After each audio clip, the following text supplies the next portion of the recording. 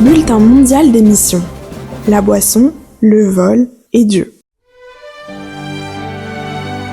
Bethel s'est inscrit à l'université adventiste de Rusungu, en Zambie. Il a été élevé dans une famille adventiste, mais est devenu dépendant de l'alcool à la suite du décès de sa mère.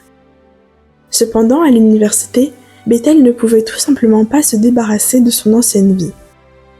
Il buvait en cachette et se rendait parfois même à l'église en état d'ébriété. La situation était désespérée.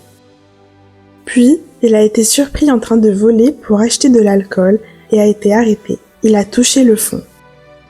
En prison, Bethel a eu beaucoup de temps pour réfléchir à sa vie. Il n'avait aucun espoir d'être libéré rapidement. Avec des larmes, il a humilié son cœur devant Dieu et s'est sincèrement repenti de ses erreurs. Bethel a prié Dieu comme suit.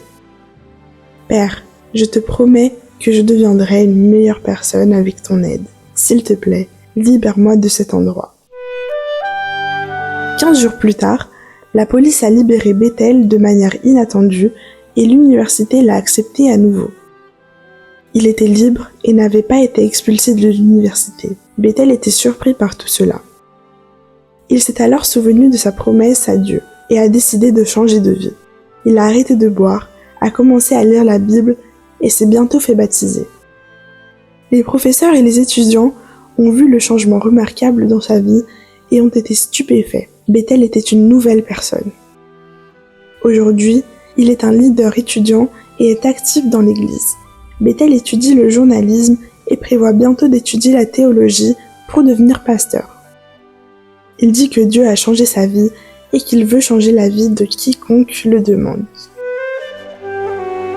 Bethel fait partie des nombreux étudiants de l'université de Rusungu qui ont été bénis par nos contributions.